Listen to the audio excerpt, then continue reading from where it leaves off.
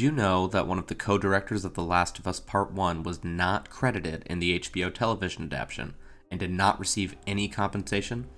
Well, this is true, and very few people are talking about this. There's plenty of articles about it, but they all pretty much say the same thing, and nobody on YouTube seems to be talking about it. Maybe I'm the only one who cares, or maybe it's just not that well known, but in this video, I want to take a closer look at this and why it bothers me so much. HBO's The Last of Us is being praised as possibly the most faithful video game adaptation to television of all time, and this might actually be true, so far. It's also basically critically acclaimed after only 3 episodes, and to be fair, yeah, so far the show is pretty good. I was pleasantly surprised at how faithful the show was to the video game, with many of the scenes being almost shot for shot the same as the game. I'm not one of these people who believes that writers and directors can't take any liberties at all when it comes to adaptations, but I do prefer stories retain their hearts and honor the original source material by staying as true as humanly possible.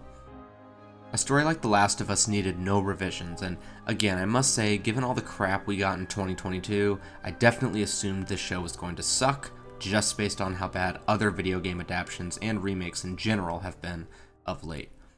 And so far I was wrong. I keep saying so far because I still don't want to get my hopes up. I made a video about why I had a bad feeling about the show before it came out, and some of my reasoning still holds up, but I don't think I'm going to get into that here. I will say, however, that I am nervous about how well the show is being received. In my opinion, episode 1 was good, but it wasn't fantastic. I actually thought a lot of the Boston sequence was pretty boring, and aside from the clicker scene in the museum in episode 2, I thought that entire episode was pretty lackluster. Episode 3 might just be my favorite episode so far, but it was also the least faithful to the game, so I'm not sure how to feel about it.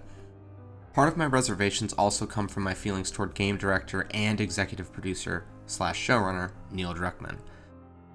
Back in 2009, development began on The Last of Us, and a game director by the name of Bruce Straley at Naughty Dog was chosen to lead the project. He had previously worked on Jak and Daxter and had worked with Druckmann on Uncharted 2. After working together on Uncharted 2, it's said that Straley and Druckmann shared similar interests and often joked about their relationship being like a marriage where they had different ideas but ultimately wanted to achieve the same goal.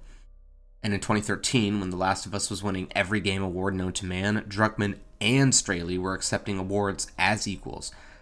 While Druckmann focused mainly on story, Straley worked on gameplay. However, coming from VideoGamesChronicle.com, it stated that Straley was credited for contributing to The Last of Us' violent and tense tone and had a lot of input on a number of characters, including Bill. Bruce Straley was chosen by Naughty Dog to lead development on The Last of Us.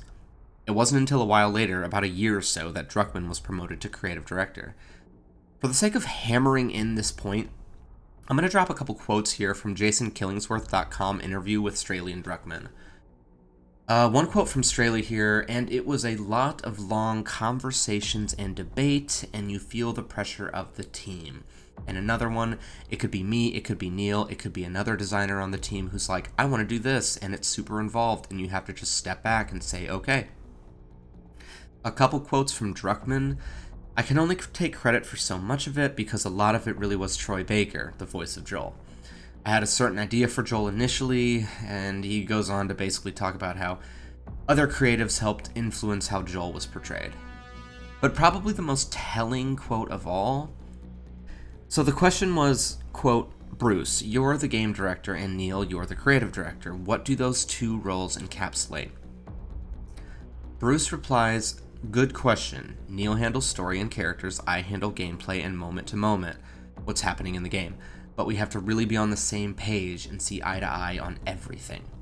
Druckmann then says, quote, I think a lot about design, and Bruce thinks a lot about story.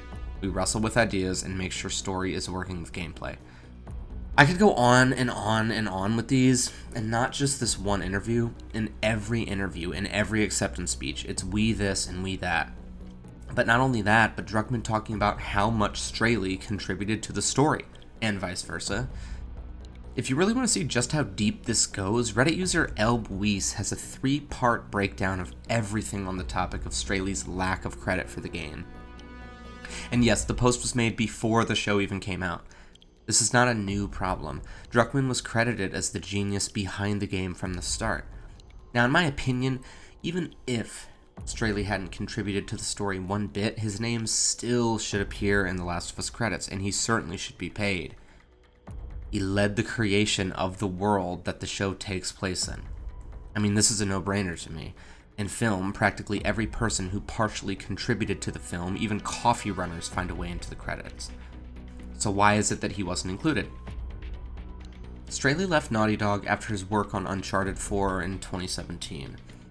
According to TheGamer.com, quote, he left after working on several demanding projects back-to-back, knowing when to step away for his own mental well-being.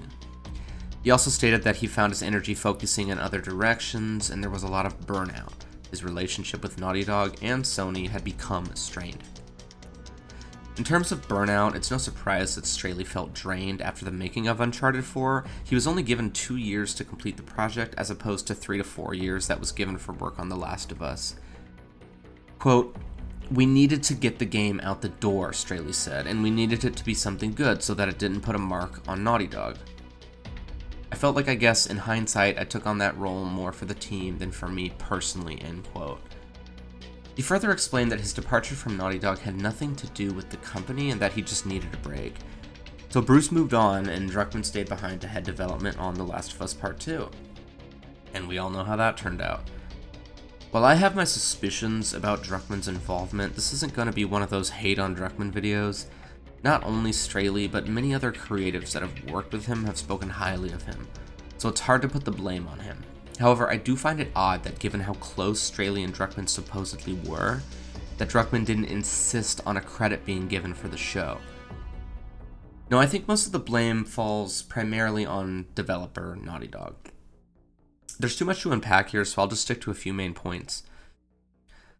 As stated by Nolan North, voice of Nathan Drake, in an interview on the Couch Soup YouTube show, quote, we had shot Uncharted 4 with Amy Hennig for about 7 months. We were well into the game, and she was dismissed from Naughty Dog, and they got rid of everything we did. They recast the whole thing. Amy Hennig was head writer and creative director for the Uncharted series, and was supposedly abruptly forced out of Naughty Dog by co-presidents Evan Wells and Christoph Balestra in 2014 for reasons. According to a YouTube interview with Richard McGonigal, the cast of Uncharted 4 all got together and talked about quitting on the spot. They ended up deciding against it, but supposedly this was discussed.